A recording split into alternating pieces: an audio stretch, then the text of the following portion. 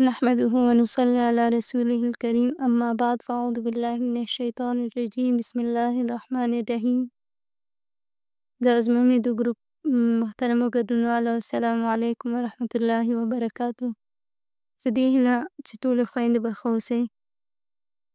خویندو زموږ د نن ورځې درس چې دی هغه وایي خورې حجاب د حکیم ذات امر دی. خورې ته باید په دې باندې پوهه شي چې دا حجاب چې دی دا یو ښځه د دې لپاره نه کوي چې د هغې پلار ورته دا حکم کوي یا مور یې ورته دا حکم کوي یا په ټولنه کې دا رواج لري، بلکې دا چې دی د الله تعالی حکم دی. همدارنګه دا حجاب چې دی د یو ښځې حجاب او لباس د هغې د پلار په ښه روزنه دلالت کوي. همدارنګه دا داسې معرفي کوي چې یو غیرتي ورور لري چې خور یې داسې په حجاب کې ګرځي.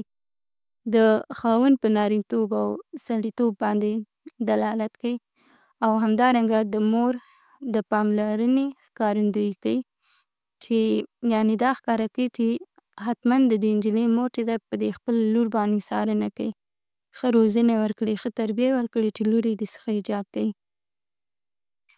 او همدارنګه دا چې دی په زړه کې د الله تعالی د څارنې حس چې دی ژوندی ساتي.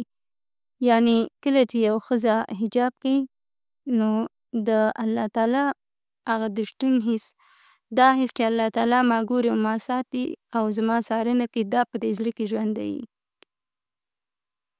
الله تعالی په قرآن کریم کې مریم علیه السلام واقعه چې ذکر شوې هغې کې فرمایي یا اخت هارون ما کان ابوک امرأ سوء وما کانت امک بغیه.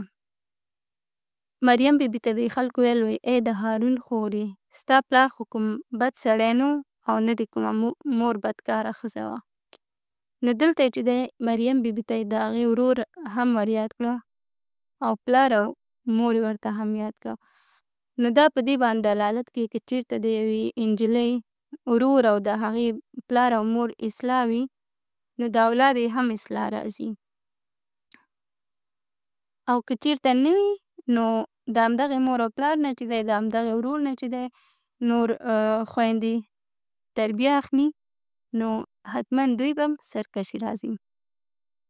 همدارنګه وایي شرعي حجاب چې دی هغه د دې ښکارندویي کوي چې ته د یو ښایسته او ښکلي فطرت درلودونکي، داسې فطرت چې هغه د الله تعالی د رضایت سبب کېږي. او همدارنګه وایي دا شرعي حجاب چې دی مېرمنې د دښمنانو له چټلۍ او نجاست څخه پاکې ساتي. نو که چېرته یو مېرمنه د دې شرعي حجاب څخه تېښته وکړي، بې حجابي غوره کړي نو د دې دا کوم زینت او کوم ښکلا چې ده دا زیانمنه کېږي. نو هره مېرمنه باید حجاب د دې لپاره وکړي چې دا د نبي علیه السلام د ویاړ او افتخار سبب وګرځي. په هغه ورځ کې چې ټول خلک راجمع وي، مطلب د قیامت په ورځ کې او هر څوک چې دی هر یو امت چې دی د خپل هغه مشر او پیغمبر سره راغوښتل کېږي نو په دې ورځ چې دی نبي علیه السلام به په دې مېرمنو باندې ویاړ وکړي چې یعنې زما د امت مېرمنې دومره ښه حجاب یې خپل ساتلی او دومره ښه خپل اسلام ساتلی. همدارنګه الله تعالی په قرآن کریم کې فرمایي وقل للمؤمنات یغضضن من ابصارهن ویحفظن فروجهن ولا یبدین زینتهن الا ما ظهر منها ولیضربن بخمرهن علی جیوبهن. نبی علیه السلام ته فرمایي وایي ته دې مؤمنو ښځو ته ووایه چې خپلې سترګې د نامحرمو له نظرونو څخه ښکته واچوي، یعنې ونه ګوري، د خپل عورت ساتنه وکړي. همدارنګه خپل زینت او سینګار دې نه ښکاره کوي مګر څومره چې ښکاره وي د هغې نه.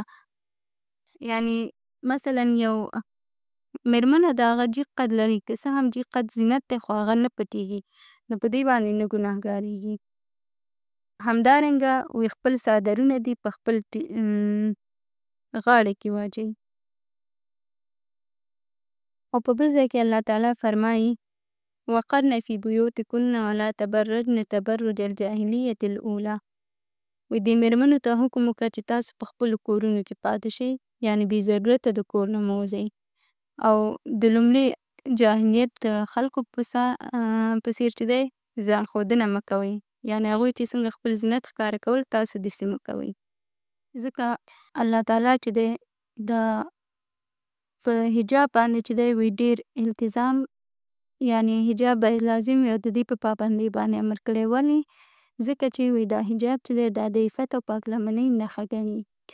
الله تعالی په قرآن کریم کې فرمایي یا ایها النبي قل لأزواجك وبناتك ونساء المؤمنين يدنين عليهن من جلابيبهن ذلك أدنى أن يعرفن فلا يؤذين. اے نبی خپلو مېرمنو لورګانو ته مؤمنو ښځو ته ووایه چې په خپلو ځانونو باندې جلباب راخور کړي.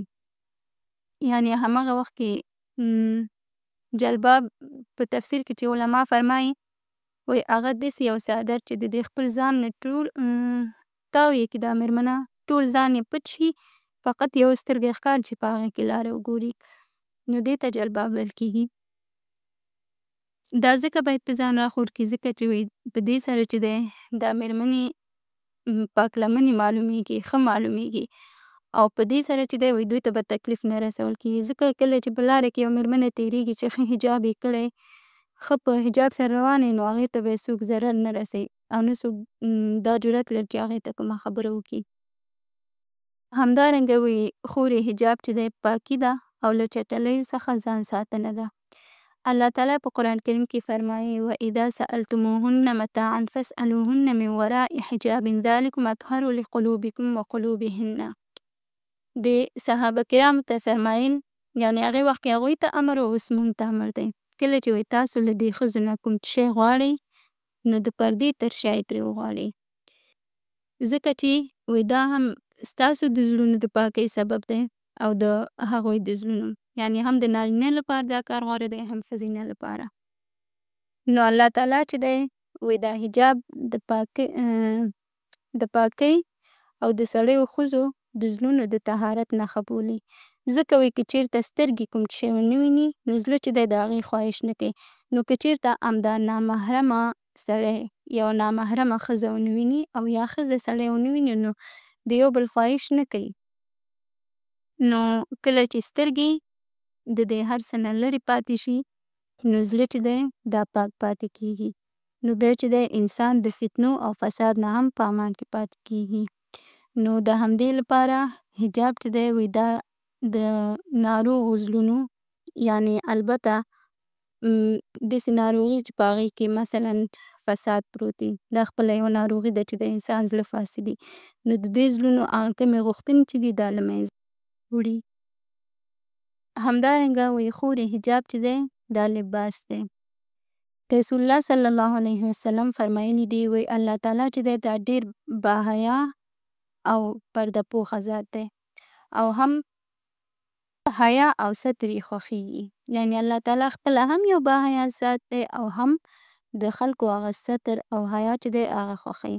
همدارنګه نبي علیه السلام فرمایي هره ښځه چې له خپل کور څخه بهر جامې وباسي یعنې هغه خپله پرده له منځه وړي نو الله تعالی چې دی هغه هم د دې پرده له منځه وړي. یعنې چې کله دا غواړي چې دا بې حیا اوسي نو الله تعالی هم دا همداسې پاتې کوي. نو قدرمنو خویندو په دې هیله چې تاسو کله په لاره کې ځئ هغه کوم شرعي حجاب چې څنګه موږ ته حکم کېږي باید هماغسې مراعات کړئ. ومن الله التوفیق.